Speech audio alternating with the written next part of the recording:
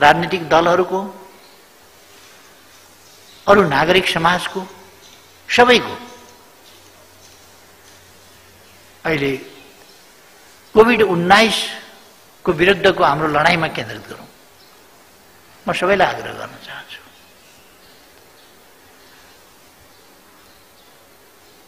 हामी महामारी के हो भनेर हामीले बुझेका छौँ जस्तो मलाई लाग्छ। महामारी भनेको एउटा नियमित प्रक्रिया होइन, अचानक आइलाग्ने कुरा हो। आजको विश्वलाई 2020 को अन्त्यबाट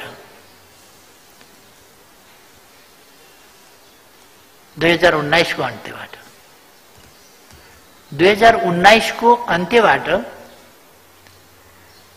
एउटा भयंकर भयानक खतरनाक भाइरस देखा पर्यो, जसलाई कोभिड-19 भन्ने गरियो। त्यसले विश्वलाई नै आफ्नो लपेटामा लियो। के धनी के गरिब, के अगाडि बढेका के पछाडि पढेका, के विकसित के अविकसित, सबै राष्ट्रहरू, सबै देशहरू, सबै विभाग आक्रान्त भए। कोही पनि अछुतो रहेन। यस्तो अवस्थामा तयारीहरू, पूर्व तयारी नहुनु स्वाभाविक कुरा हो। त्यसै कारण यो महामारी हो। यसमा पूर्व तयारी या हामीसँग भइरहेका कहीँ पनि मौजूद रहेका सामग्रीहरू या सामर्थ्यहरू या औषधिहरू अपर्याप्त हुनु स्वाभाविक हो। त्यसै कारण यो महामारी हो। र यस्तो महामारीका बेला अपर्याप्तता हुन्छ। अन्यत्र पनि भयो, विकसित देशहरूमा पनि भयो। अस्पतालभन्दा बाहिर पाल टाँगेको हामीले देख्यौँ। अक्सिजन नभएर, बेड नभएर, भेन्टिलेटर नभएर, औषधि नभएर घरैमा तातो पानी खाएर बस भनेर विकसित देशहरूले भन्न पर्यो।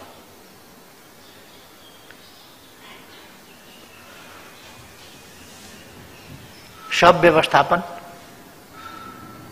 विकसित राष्ट्रहरूलाई पनि ठूलो समस्याको रूपमा आइपर्यो। मानिसहरूको निधन हुनभन्दा पहिले सब व्यवस्थापनका लागि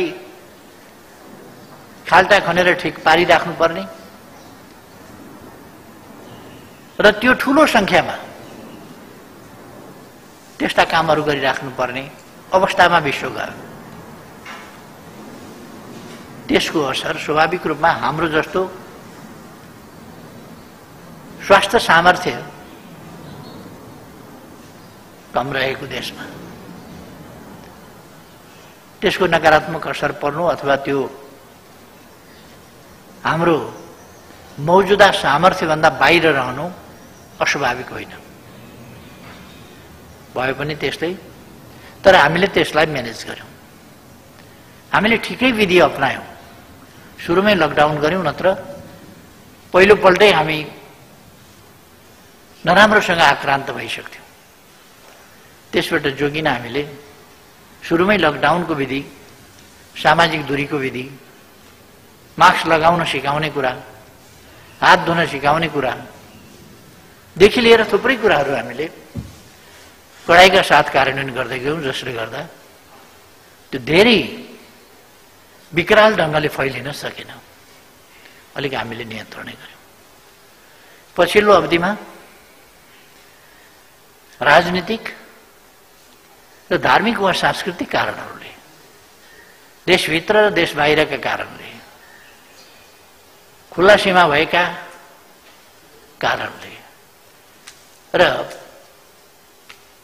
अब कोभिड शान्त भयो, जाँदैछ अथवा गइसक्ने भयो, अब केही समस्या छैन भन्ने चाहिँ जनस्तरमा पनि त्यस प्रकारका लक्षणहरू देखिने कारणले र हामी देख्छौं खुला सिमानाको कारणले जति बेर हाम्रो छिमेकमा त्यो माथि जान्छ त्यसको ग्राफ, हाम्रोमा पनि ग्राफ माथि जान्छ, उनीहरूको तल झर्यो भने हाम्रो पनि तल झर्छ। यी सबै कारणहरू पनि हामीले देखेका छौँ र हामीले आउने कुरालाई रेगुलेट गर्न खोज्दा, नियन्त्रित नियमित गर्न खोज्दा गत वर्ष झण्डा लिएर नेपालीहरूलाई घर फर्किन दिनुपर्छ, फर्काउनुपर्छ भन्ने अरू कुरा छैन, लोकप्रिय हुन खोज्ने कतिपय नेताहरू आफै बस व्यवस्थापन गरेर मान्छेहरू ओसार पसार गर्न कसिनेर कसले रोक्दो रहेछ हेरौँ भनेर कराउने, जसो पायो त्यसो कराउने। जनताको जीवन पहिलो कुरा हो, जीवन रक्षालाई पहिलो प्राथमिकता दिनुपर्छ भन्ने हाम्रो दृष्टिकोण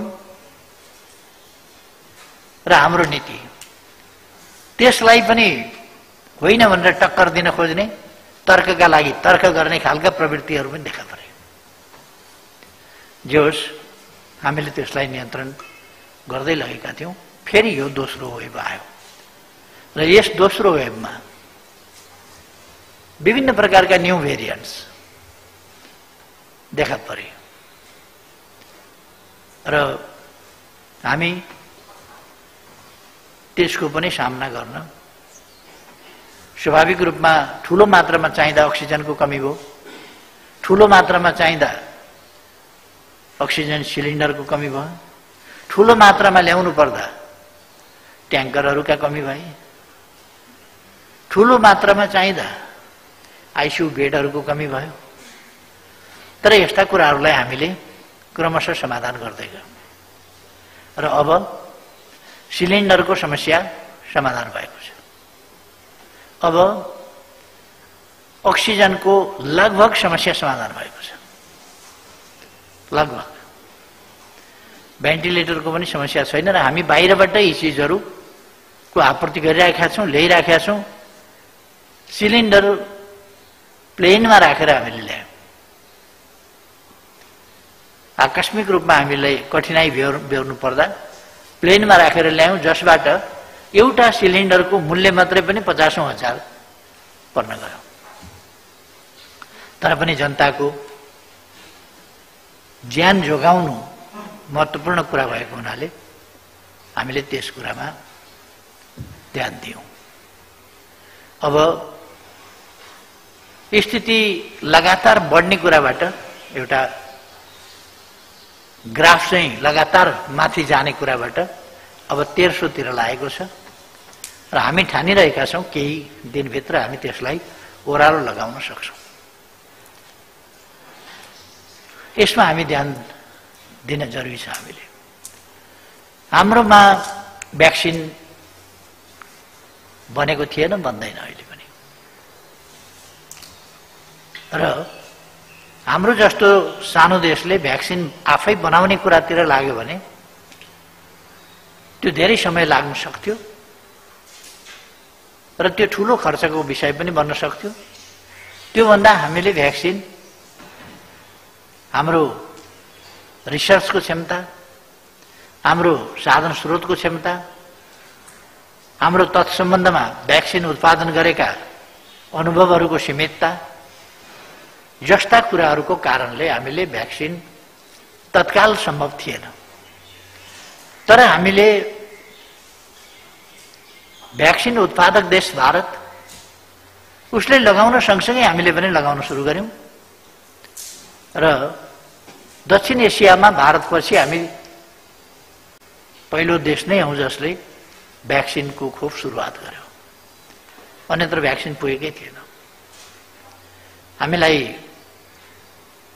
मित्रराष्ट्र भारतले 10 लाख खोप अनुदानमा दियो, मित्रराष्ट्र चीनले 8 लाख खोप अनुदानमा दियो र अरू हामी किन्ने प्रयासमा लाग्यौँ र 20 लाख हामीले भारतबाट ल्याउने भनेर भुक्तानी पनि गर्यौँ। तर 10 लाख आउन सक्यो, अरू विभिन्न कारणहरूले त्यहाँ व्यवधान पैदा भयो। बाहिर भनिए जस्तो, हल्ला चलाइए जस्तो होइन, केही त मिशन पत्रकारितावाला छन् जसको काम उपलब्धि देख्दै नदेख्ने, उपलब्धिको चर्चै नगर्ने, उपलब्धिको बारेमा चर्चै नगर्ने र कमजोरी कहाँ छ त्यो मात्रै चर्चा गर्ने, छैन भने बनावटी कमजोरीको चर्चा गर्ने, अन्तर कुन्तरबाट कहीँ मार्मिक कहानीहरू बनाउने, निकाल्ने। यस्ता बेलामा स्वाभाविक रूपमा मार्मिक स्थिति बन्छ पनि। मानिसहरूको निधन भइरहेको छ, मार्मिक स्थिति बन्छ। त्यस मार्मिक स्थितिको चित्रण गर्ने, त्यस्तो मार्मिक स्थिति अब आउन नपाओस् भनेर प्रयास गर्ने वा त्यस्ता प्रयासहरूलाई साथ दिने होइन कि त्यो मार्मिक स्थितिमा त्यसलाई पनि आफ्नो स्वार्थमा प्रयोग गर्ने। त्यो खालका प्रवृत्ति बोकेका केही त छँदैछन् त्यस्ता तत्त्वहरू, त्यस्ता शक्तिहरू, त्यस्ता व्यक्तिहरू। दलीय व्यवस्थालाई मजबुत बनाउने, दलहरूभित्र अनुशासन कायम गर्ने। लोकतन्त्र भनेको एउटा अनुशासित प्रणाली हो, एनार्किजम होइन। मैले अस्ति पनि भने लोकतन्त्र अराजकता होइन, अनुशासनहीनता होइन। र हामी कसैले पनि, म फेरि पनि भन्न चाहन्छु, हामी कसैले पनि लोकतन्त्रमा क्षणिक स्वार्थका लागि अनुशासनहीनता, अराजकता, दलीय अनुशासन, दलीय प्रणाली, दलीय पद्धति, कानुनी प्रक्रिया विपरीतका स्वेच्छाचारी, बिकाऊ प्रवृत्ति, विभिन्न प्रकारका लोकपापको प्रयोग गरिने वा त्यस प्रयोगको फन्दामा पर्ने खालका परिपाटी लोकतन्त्रमा यी कुराहरू गर्नु हुँदैन। यदि हामी लोकतन्त्रलाई एउटा उत्तम व्यवस्था मान्छौँ भने र यसको सुरक्षा, यसको स्वस्थताका साथ समाजलाई अगाडि बढाउने कुरामा लोकतन्त्रको स्वस्थताको आवश्यकता महसुस गर्छौँ भने यस्ता अवाञ्छित अभ्यासहरू हामीले त्याग्नु पर्दछ। यी स्वीकार्य हुन सक्दैनन्, ग्राह्य हुन सक्दैनन्। नेकपा एमालेका विरुद्ध, नेकपा एमालेको विरुद्धमा सिग्नेचर गरेर जाने व्यक्तिहरूलाई उच्च सम्मान, उच्च मर्यादा बखप गरेको छ। यो खालको शैलीले लोकतन्त्र कहाँ पुग्छ? जसपाबाट 32 जना सांसद भएका ठाउँमा 12 जनालाई हस्ताक्षर गराएर, पार्टी अनुशासन तोडाएर, विभिन्न खालका अनुचित हत्कण्डाहरू प्रयोग गरेर यो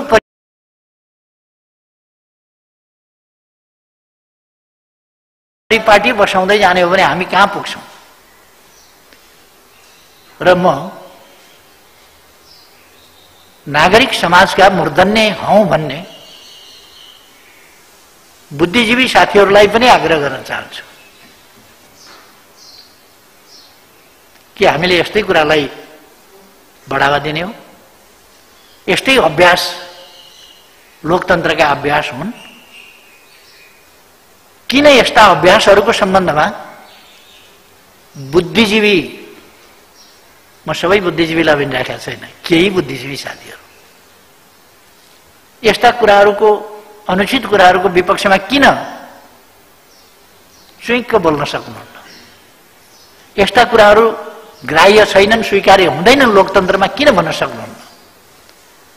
दलीय पद्धतिमा, दलीय अनुशासनको महत्त्व हुन्छ र पालना गर्नुपर्छ। दल छोड्ने, छान्ने, अर्को बनाउने अधिकार छ, तर त्यसको विधि हुन्छ। त्यही दलभित्र बसेर अनुशासन उल्लङ्घन गर्नु यो किमार्थ शोभनीय हुन सक्दैन, उचित हुन सक्दैन। यसर्थ म सबैलाई आग्रह गर्न चाहन्छु, यस्तो कब्जा गर्छौं भन्ने कुरा, आफूले भने जस्तो भएन भने प्रतिगमन भयो भन्ने कुरा, आफूले भने जस्तो भएन भने कु भयो भन्ने कुरा। कु भनेको के हो देख्नुभएको छ, बुझ्नुभएको छ साथीहरूले कि यत्तिकै भन्नुभएको छ रिस उठेर? के बर्मा जस्तै भएको हो नेपालमा? अथवा कु केलाई भनिन्छ? संविधान अनुसार अगाडि बढ्दा कु हुन्छ? संविधानको पालना गर्दा कु हुन्छ? लोकतान्त्रिक अभ्यास गर्दा कु हुन्छ? जब संसदको मौजूदा गणित उपयुक्त रहन सकेन र त्यो देशको आवश्यकतालाई पूरा गर्न सकेन, देशको आवश्यकता र संसदको मौजूदा गणितका बीचमा ठूलो ग्याप भयो। मैले पहिले पनि भनेको थिएँ, त्यो कुरा त अहिले त पुष्टि हो। संसदको मौजूदा गणित फोहोरी खेलको माध्यम भयो। एउटा पल्ला घरको नरे पल्ला घर सरे, पल्ला घरको नरे वल्ला घर सरे, यस दलकोले उस दलकोमा सही गरेको छ। दलीय अनुशासनको कुनै अर्थ छैन, बिकेको छ।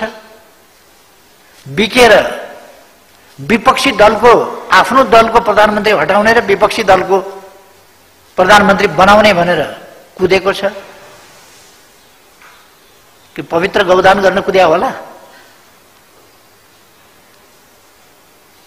निशुल्क परोपकार यो फिलान्थ्रोपिक काम होला? र मार्ग प्रशस्त गर्दा वैकल्पिक सरकार दिने कसैको चान्स खोसियो र मौका खोसियो र? पहिले मैले पुष 5 गते प्रतिनिधि सभा विघटन गर्दा हामी वैकल्पिक सरकार दिन्थ्यौं, अविश्वासको प्रस्ताव राख्थ्यौं, सरकार फेर्थ्यौं, प्रधानमन्त्रीलाई हटाउँथ्यौं, नयाँ सरकार बनाउँथ्यौं भनेर अदालत जानुभयो, मुद्दा लड्नुभयो, मुद्दा लडेर प्रतिनिधि सभाको पुनर्स्थापना गराउनुभयो। 2.5 महिनासम्म पर्खिँदा अविश्वासको प्रस्ताव राख्छु भनेर जुन अदालत समक्ष उहाँहरूले हामीसँग बहुमत छ र जित्छौं भन्नुभएको थियो, उहाँहरूले अविश्वास राख्ने हिम्मत पनि गर्ने स्थिति भएन, त्यो सक्नु भएन। त्यस्तो अवस्थामा समर्थन पनि नदिने, मलाई समर्थन देऊ भन्दा पनि नदिने, आफू अविश्वास पनि राख्न नसक्ने, विश्वास पनि नदिने, अगाडि जान पनि नदिने, पछाडि सर्न पनि नदिने, त्यसो भएपछि मैले 5 को सरकारमा जानका लागि मार्ग प्रशस्त गरेँ, बाटो छोडिदिएको। 5 को सरकारको मौका मिल्यो। मेरो अखण्डजीले सोधे जस्तै मेरो दाबी सही छ भनेर नै मैले गरे हूँ। दलीय व्यवस्थामा 121 मेरो थियो र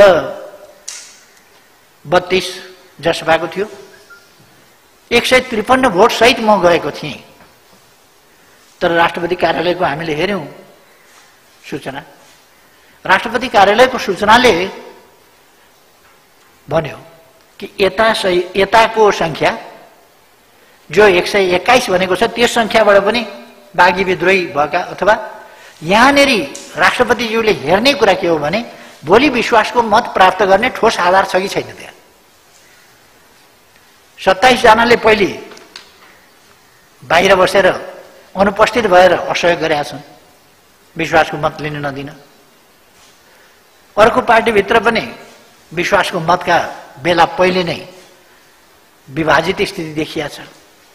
दलीय स्थितिमा हो सरकार बनाउनका लागि काम लाग्ला, तर विश्वासको मत प्राप्त गर्न यो काम लाग्छ कि लाग्दैन भन्दा भरपर्दो आधार देखिएन भन्ने राष्ट्रपतिज्यूको आयो। सरकार गठन गर्न, विकल्प दिन अथवा मलाई प्रधानमन्त्रीमा नियुक्त गर्न काम लाग्छ। मेरो दाबी सही हो, नियुक्ति मैले पाउनु पर्थ्यो, तर राष्ट्रपतिज्यूले हेर्ने कुरा चाहिँ के हो भने नियुक्ति पाएपछि भोलि विश्वासको मत प्राप्त गर्ने ठोस आधार छ कि छैन भन्दा उहाँहरूको दाबीले अहिले मध्यावधिमा देश जानुको कारण भनेको उहाँहरूको कृत्य दाबी हो, अलोकतान्त्रिक दाबी हो, कृत्य दाबी हो, असंसदीय, अमर्यादित दाबी हो, अत्यन्त अस्वस्थ दाबी हो। दलहरूभित्र खेलेर, दलहरू फुटाएर, दलीय अनुशासन तोडाएर अनि मेरो घरभित्र पसेर डस्टबिनमा फ्याँक्नुपर्ने कुरा कटकट जम्मा गरेर राष्ट्रपति कहाँ पेश गरेर वैकल्पिक बन्छ सरकार, प्रधानमन्त्री कहीँ जसपाको घरभित्र पसेर त्यहाँका कुरा कर्कट भेला गरेर बन्छ। मेरो घरभित्र त स्पष्ट देखियो नि त। माधव नेपालको गुटको रूपमा नेकपा एमाले भित्र जो कुरा कर्कट छ त्यो सोर सार गरेर पुनः काप्चाबाट भेला गरेर राष्ट्रपति कहाँ लिएर गएको देखियो। त्यसो त राजीनामा भन्ने व्यवस्था नभएको र विश्वासको मत लिइरहनु पर्ने आवश्यकता नभएको, सरकार बन्न मेरो दाबी उपयुक्त भएको, सम्माननीय राष्ट्रपतिज्यूलाई मेरो दाबीले सरकार प्रधानमन्त्री नियुक्त भए पनि विश्वासको मत प्राप्त गर्छ भन्ने ठोस आधार अनुभूति नभएको। उहाँहरूकोमा त कुनै आधारै थिएन, किनभने फर्जी भन्ने कुरा त बजारभरि फर्जी भनेर वक्तव्यबाजीका लहर सिलसिला चलेका थिए। त्यसकारण यो मार्ग प्रशस्त भनेको कुनै अस्पष्ट हुनुपर्ने कुरा छैन। हामीले मार्ग प्रशस्त भन्ने शब्दावली आज पहिलोपल्ट प्रयोग गरेका होइनौँ। संविधान सभाको म्याद थप्ने बेलामा, पहिलोपल्ट थप्ने बेलामा मैले अन्तर्राष्ट्रिय सम्मेलन केन्द्रमा गरेको सहमतिमा पनि मार्ग प्रशस्त भन्ने शब्द नै थियो। अघि पछि पनि मार्ग प्रशस्त गर्नुहोस् भनेर भन्ने गरिन्छ र त्यसले अर्को सरकार बन्न बाटो खोलेको भन्ने अर्थ नै बुझिन्छ, अथवा सरकारमा रहिरहन इच्छा र दाबी नगरेको भन्ने बुझिन्छ।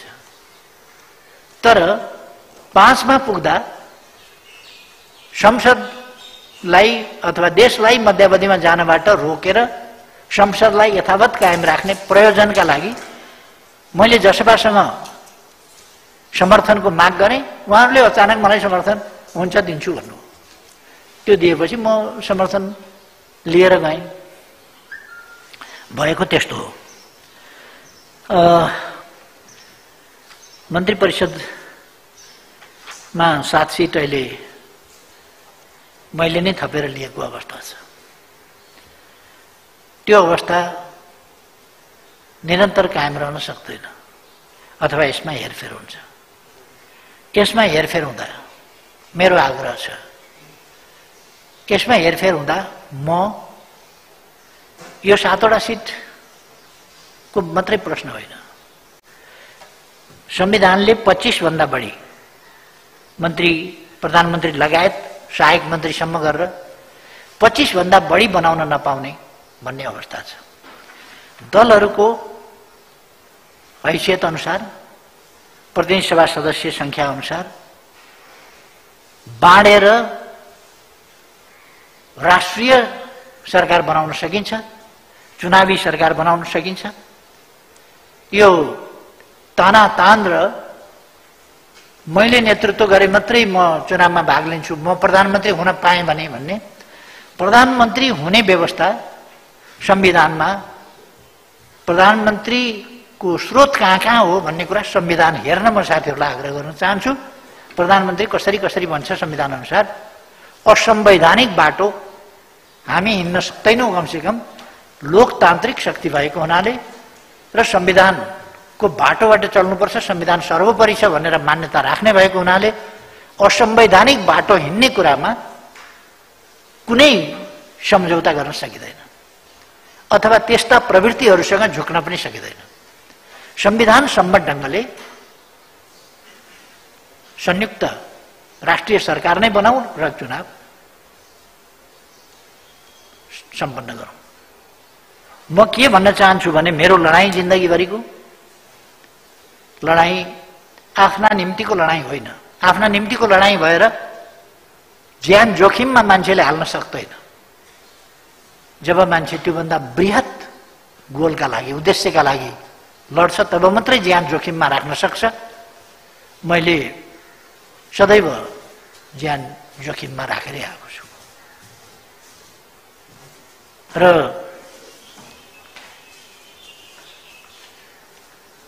मलाई लोकतन्त्रका विरुद्ध, लोकतान्त्रिक प्रणालीका विरुद्ध होइन, लोकतान्त्रिक प्रक्रिया र आचरणभन्दा बाहिर गएर होइन। एउटा चुनाव जित्ने वा हार्ने कुरा ठूलो कुरा होइन। लोकतान्त्रिक प्रणाली, लोकतान्त्रिक अभ्यास र लोकतान्त्रिक आचरण प्रमुख कुरा हो। त्यसकारण मेरो नेतृत्वमा निर्वाचन गर्दा बिल्कुल शान्तिपूर्ण वातावरणमा निर्वाचन हुनेछ। स्वतन्त्र निष्पक्ष वातावरणमा, स्वतन्त्र निष्पक्ष ढङ्गले राष्ट्रिय अन्तर्राष्ट्रिय तमाम पर्यवेक्षकहरू बोलाएर सामेल गरेर गरिनेछ। आज सीसी क्यामेराको जमाना हो। क्यामेरा मात्र होइन, सीसी क्यामेराहरू जडान गरिनेछ। आज ड्रोनको समय हो। माथिबाट ड्रोनबाट गतिविधिहरू खिचिनेछ र राष्ट्रिय अन्तर्राष्ट्रिय सबै शक्ति संस्था व्यक्तिहरूलाई म स्पष्ट गर्न चाहन्छु र चुनौतीका साथ भन्न चाहन्छु। निष्पक्षताको मामलामा यो सरकारले गराएको निर्वाचन सर्वोत्कृष्ट ठहरिनेछ। एउटा चुनाव जित्नु वा नजित्नु होइन, लोकतन्त्रलाई जिताउनु मेरो कर्तव्य हो। म कति बाँच्छु बेग्लै कुरा हो। लोकतन्त्र सधैँ बाँच्नुपर्छ। म त सधैँ बाँच्दिनँ, स्पष्टै छ। लोकतन्त्र सधैँ बाँच्नुपर्छ। मैले चुनाव जितु कि नजितौँ, मेरो पार्टीले जितोस् कि नजितोस्, लोकतन्त्रले यस देशमा लडाईँ जित्नुपर्छ। लोकतन्त्रले जित्नुपर्छ। मेरो मान्यता थियो। त्यसकारण मन्त्रीहरू को भन्ने कुरामा म यति फराकिलो छु कि मलाई मन्त्री साथीहरूलाई मन्त्री बनाउने कुरा यो ठुलो कुरा होइन। लोकतन्त्रलाई मजबुत बनाउने कुरा ठुलो कुरा हो। र हामी चुनावतिर जाँदैछौँ भने राष्ट्रिय सरकार बनाएर जान सकिन्छ। तर राष्ट्रिय सरकार असंवैधानिक बाटोबाट होइन, संवैधानिक बाटोबाट नै आउन सक्छ। त्यस बाटोबाट मात्रै आउने कुरालाई स्वीकार्न सकिन्छ। बजेट कसरी आउँछ भन्नुभएको छ। 15 गते बजेट स्वाभाविक रूपमा अब अध्यादेशबाट आउने हो। त्यसको वाचन औपचारिक ढङ्गको एउटा कार्यक्रमका साथ गरिनेछ। त्यसको औपचारिक जारी गर्ने कुरा सम्माननीय राष्ट्रपतिबाट अध्यादेशको रूपमा हुनेछ। बजेट सस्तो लोकप्रियता अथवा चुनावभन्दा पछि, चुनाव सकिएपछि, चुनावको परिणाम आइसकेपछि यो सरकार बन्नभन्दा अगाडि दूरगामी महत्त्वका भविष्यसम्मलाई असर पार्ने खालका कामहरू जस्ता भएका थिए। चुनावको परिणाम आइसकेपछि त्यस प्रकारले देशको भविष्य, देशको अर्थतन्त्रप्रति गैर जिम्मेवार भएर आउँदैन। हामी जिम्मेवार ढङ्गले बजेट प्रस्तुत गर्छौँ र मैले यस अघि नै घोषणा गरिसकेका कतिपय घोषणाहरू, नीतिहरू समेतलाई कार्यान्वयन गर्ने गरी पनि आउँछ। विकास निर्माणलाई महत्त्व दिएर आउँछ। तर यस वर्ष हाम्रो फोकस कोभिड विरुद्धको लडाई, कोभिड नियन्त्रण रोकथाम र त्यसलाई पराजित गर्ने कुरामा बजेट मूलतः डेडिकेटेड हुन्छ।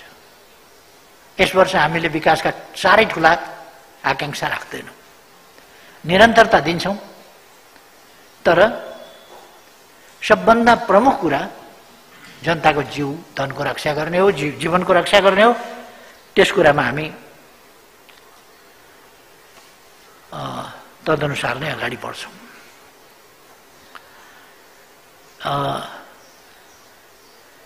कोरोना विरुद्धको लडाईमा मैले अघि नै पनि अलिकति व्याख्या गरेँ, हामी सफलतापूर्वक लडाई लडिरहेका छौँ। यो महामारी भएको हुनाले यसको पूर्व तयारी हुँदैन। कुनै पनि देशमा कहीँ पनि पूर्व तयारी त्यसै कारण देखिएन। अमेरिका होस् कि, चीन होस् कि, रूस होस् कि, फ्रान्स होस् कि, बेलायत होस् कि, इटली होस् कि, जर्मनी होस् कि, फ्रान्स होस् कि, स्पेन होस्, कहीँ पनि, ब्राजिल होस् अथवा कहीँ पनि, जापान होस् कि कोरिया, पूर्व तयारी कसैको पनि देखिएन। कसैको पनि मौजुदा तत्कालीन स्वास्थ्य सामर्थ्यले त्यसलाई धान्न सकेन, कसैको पनि। त्यसमा तत्काल केही कदमहरू चाल्दै अगाडि बढ्नु पर्यो। हामीले पनि त्यसै गरी कदम चाल्दै अगाडि बढेका छौँ र सफलताका साथ अगाडि बढेका छौँ।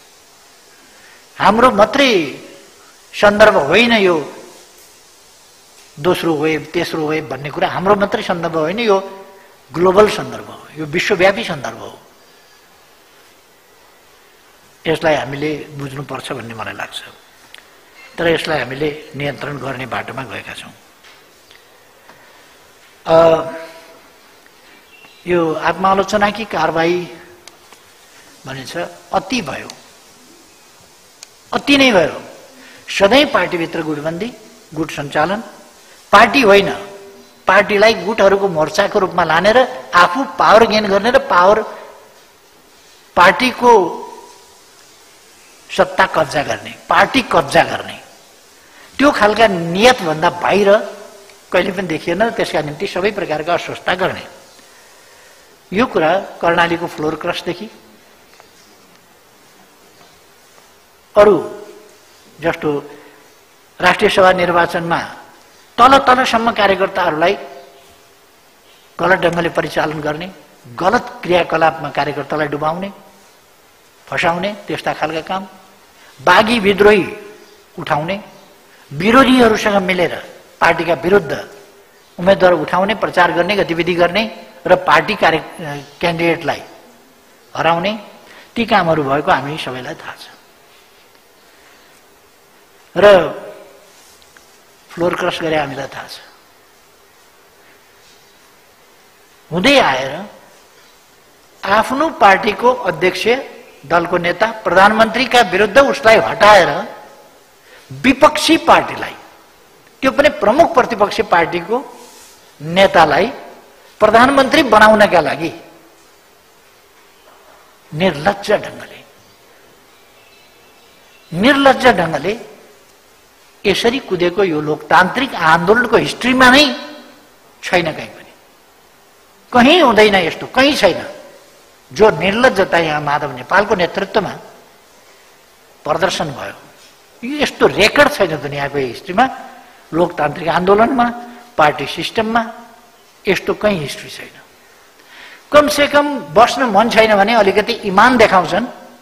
म नेकपा एमालेको वरिष्ठ नेता भनेर सही गरेर लाज मर्दो गरी जाँदैन क्या कोही पनि। एमालेका नेताका विरुद्ध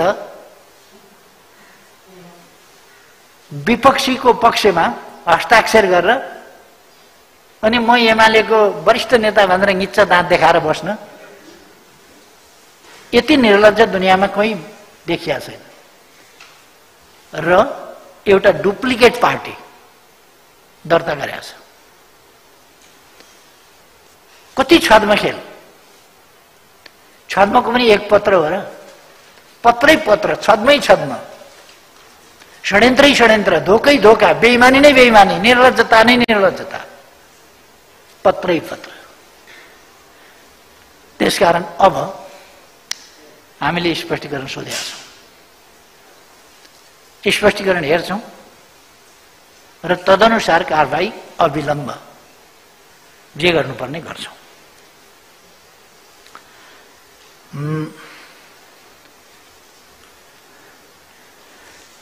जो साथीहरू तलका साथीहरू अलिकति भ्रममा पनि परेका छन्, काममा पर्या होला, म आफू प्रधानमन्त्री हुने भए सही गरेर दिनु पर्यो, तपाईले मलाई साथ दिनुस् भनेपछि सँगैका साथीहरूले नजर शर्मी भएर हार्न नसकेर पनि सही गरिदिया होला। तर त्यो कागज उनीहरूसँग पनि बेइमानी गरेर लगेर विपक्षी दलका प्रमुख प्रतिपक्षी दलका नेतालाई बुझाइयो, अरू अनेक नन्दी वृङ्गीहरूसँगै मिसिएर। ओहो, त्यहाँको जमातको हेर्नुहोस् त, वन कुखुरा पनि त्यति छिर्के मिर्के हुँदैन, त्यति छिर्के मिर्के तत्त्वहरू त्यहाँ पुगेर त्यसरी झुक्क्याएर हस्ताक्षर बुझाइएको पनि छ। त्यसकारण अरूका कुराहरू पनि सुनेर हामी फराकिलो मनका साथ सचिएर आउन खोज्ने साथीहरूलाई, गल्ती महसुस गर्नेलाई फराकिलो मनका साथ उदारतापूर्वक बिना भेदभाव फेरि साथै लिएर अगाडि जान पनि तयार छौं। यो उहाँहरूको हातमा छ। अब भिरबाटै खस्ने हो भने त हाम्रो के लाग्छ?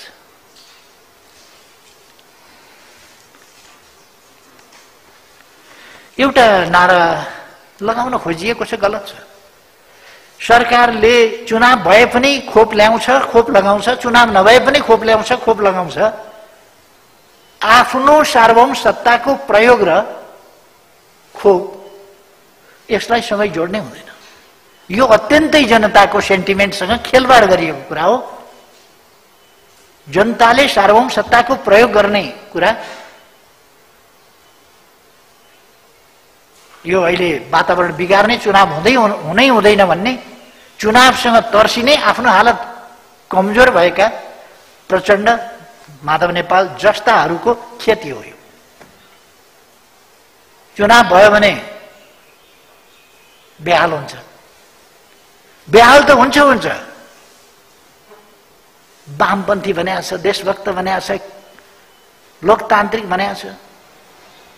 लोकतन्त्रका विरुद्ध लड्यो, लोकतन्त्रलाई पराजित गर्न नसकेपछि भित्रै छिरेर अनि त्यो भित्रैबाट हुडल्ने काम गर्ने, लोकतन्त्रका नारा दिने, यो राष्ट्रपति कार्यालयमा भएको अनुशासनहीन अराजकता, अलोकतान्त्रिक प्रवृत्ति, मर्यादाहीन क्रियाकलाप र त्यो जमात नेपाली जनताले देखेको छ। नेपाली जनताले त्यो अनुशासनहीनताको, त्यो अराजकताको, त्यो पार्टी अनुशासन दलीय प्रणालीलाई उल्लङ्घन गर्ने कुराको र अरू पार्टीभित्र हात हालेर अस्वस्थ तरिकाले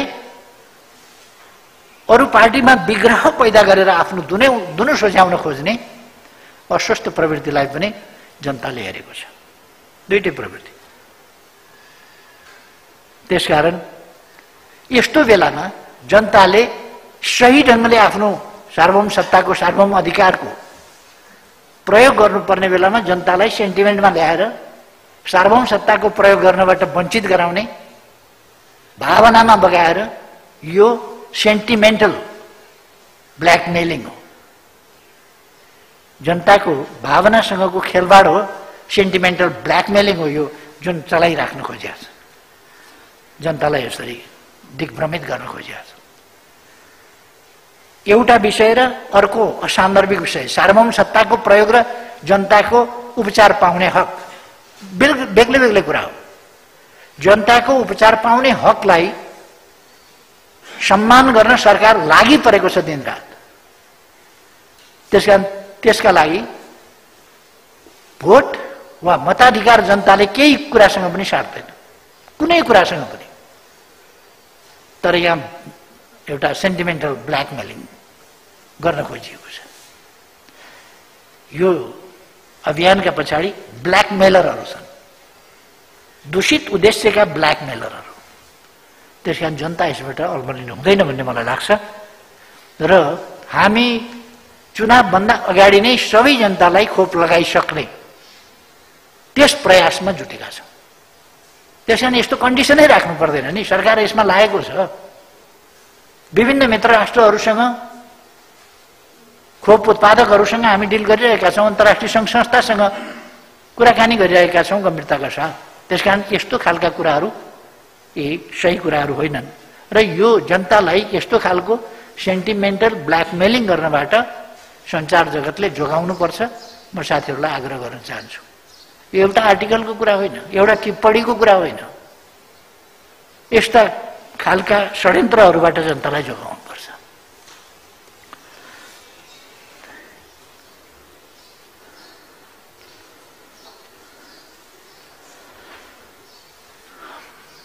यहाँ माधव नेपालसँगको सम्बन्धको प्रश्न राख्नुभएको रहेछ।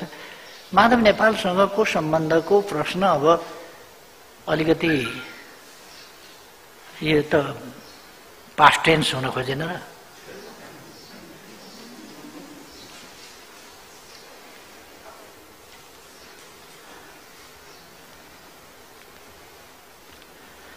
अ 76(5) अन्तर्गत सरकार गठन गर्न नपाएकोमा त्यो त दलीय हिसाबले त पुगेकै थियो भन्ने, गठन गर्न पुगेको थियो त्यो निश्चित हो। त्यसमा म किञ्चित यताउता छैन, तर विश्वासको मत प्राप्त गर्न ठोस आधार देखिएन भनेर राष्ट्रपतिज्यूले भन्नुभएको कुरामा म कुनै आर्गुमेन्ट गरिरहन चाहन्न, किनभने त्यो ठहर गर्ने काम राष्ट्रपतिको। जब राष्ट्रपतिले ठहर गरेर प्रधानमन्त्री नियुक्त गर्न त उहाँको स्वेच्छाको कुरा हो। उहाँले शेरबहादुरजीलाई पनि सक्नुहुन्थ्यो होला, मलाई पनि सक्नुहुन्थ्यो होला, तर शेरबहादुरजीलाई गर्न त मिल्दै नमिल्ने अवस्था के भयो भने उहाँको फर्जी कृत्य र अस्वस्थ खालको हस्ताक्षर देखियो। 153 को दाबी दलीय आधारमा गरिएको छ। अनुशासनहीन अराजकहरूको झुन्ड लिएर 149 को अर्को पुगेको छ। त्यो 149 को खण्डनमा हस्ताक्षरकारीहरू भनिएका मान्छेहरूको वक्तव्यको बाढी चलेको छ। यो कन्फ्युजनको स्थितिमा राष्ट्रपतिज्यूले त्यस्तो निर्णय गरेको होला। त्यसमा मैले खासै केही फरक टिप्पणी गरिरहनु पर्ने आवश्यकता हुँदैन भन्ने लाग्छ मलाई।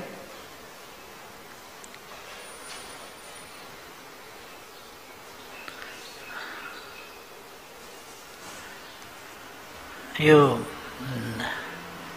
नो भ्याक्सिन नो भोट भन्ने कुरा उठाउनु भएको थियो, त्यो त्यसको मैले भनिसकेँ कि त्यो एउटा जनताको उसलाई चाहिँ ब्ल्याकमेलिङ गरेको कुरा मात्रै हो। त्यसकारण यसमा धेरै हामी अल्झिने भन्दा पनि हामीले जनतालाई सजग गराउनुपर्छ कि हाम्रो सार्वभौम अधिकार, सार्वभौम सत्ता जनतामा छ भनेको सार्वभौम सत्ताको प्रयोग जनताले कसरी गर्छ भन्ने कुरालाई हामीले बढी सजगताका साथ जनतामा जानु वाञ्छनीय छ भन्ने मलाई लाग्छ। मोटामोटी प्रश्नहरू जिज्ञासाहरू नै थिए क्या, अब टुङ्ग्याउँ पनि कि जस्तो लाग्छ। ठिक छ।